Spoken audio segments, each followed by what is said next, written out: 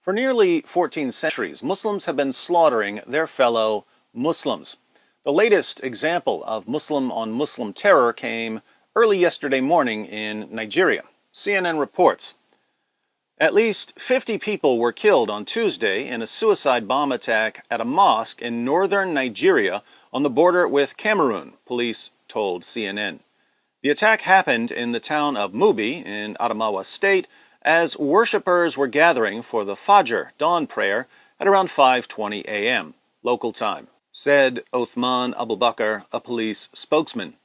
The bomber was about 17 years old, Abubakar added. Many more people were injured and taken to nearby hospitals. So far, no one has claimed responsibility for the attack, but over the past 8 years, jihadist group Boko Haram has carried out hundreds of deadly attacks on mosques, schools, markets, and churches in northern Nigeria.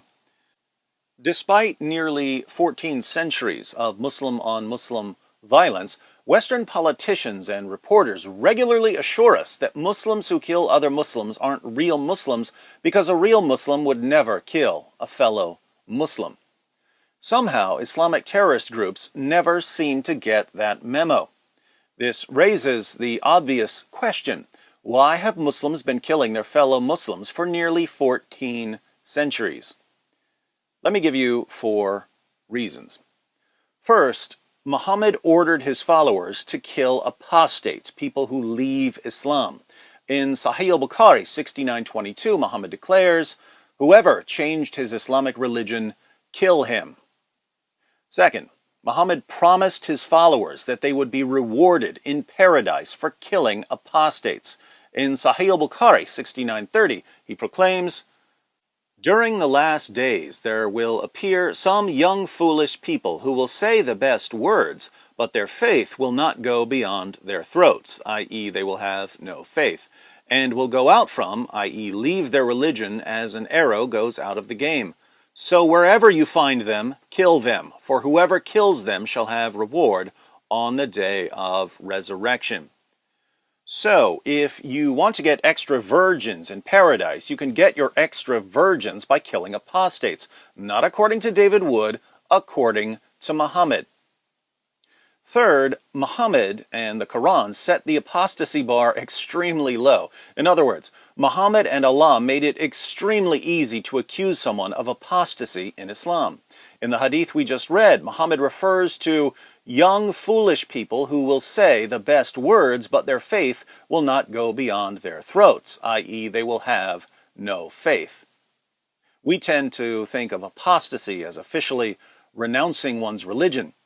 But Muhammad commands his followers to kill people who are saying the right words, but whose faith doesn't go beyond their throats.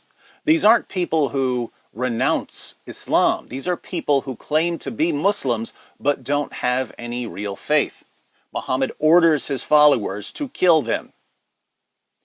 How do we know whether a Muslim has real faith, according to the Quran? Surah 4, verse 65, "But know by your Lord, they can have no faith until they make you, O Muhammad, judge in all disputes between them, and find in themselves no resistance against your decisions, and accept them with full submission." You have no real Islamic faith until you have no resistance against Muhammad's decisions and you submit fully to those decisions.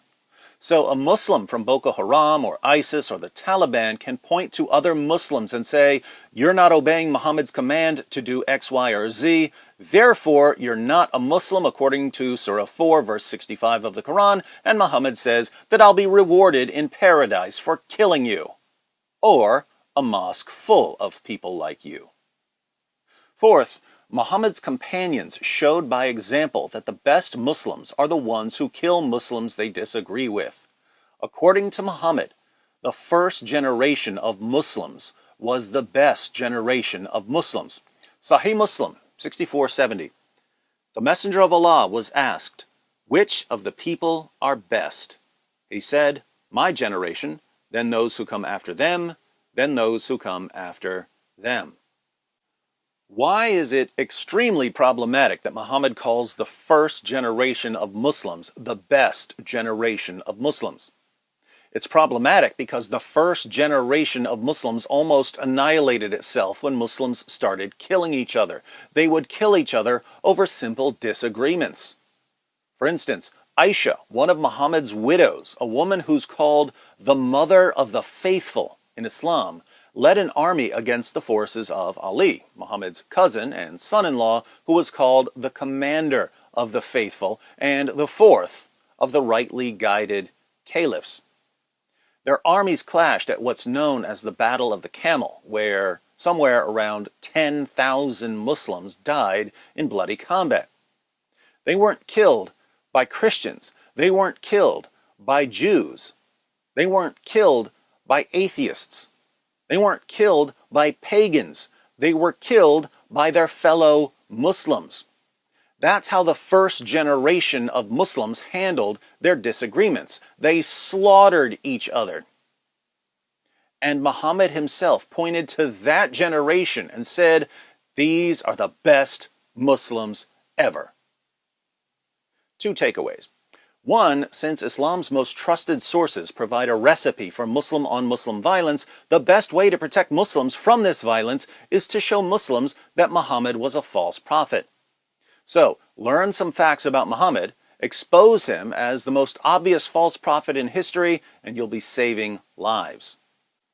Two, politicians and reporters and educators and actors call people bigots and racists and hate-mongers and Islamophobes for trying to undermine the Islamic teachings that lead to endless Muslim-on-Muslim violence. By shielding violent Islamic teachings from criticism, politicians, reporters, educators, and actors aren't protecting Muslims. They're killing Muslims. The largest anti-Muslim hate group in the world is Islam.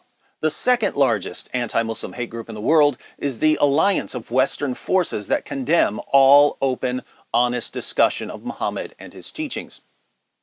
If you'd like to join me in protecting Muslims from the Islamic teachings that are getting them killed, and from the alliance of Western politicians, reporters, educators, and actors that are protecting the ideology that's getting them killed, be sure to subscribe and to watch these videos, which will equip you to refute and expose not only history's most dangerous ideology, but also the heartless leaders and entertainers who defend and promote it. More to come.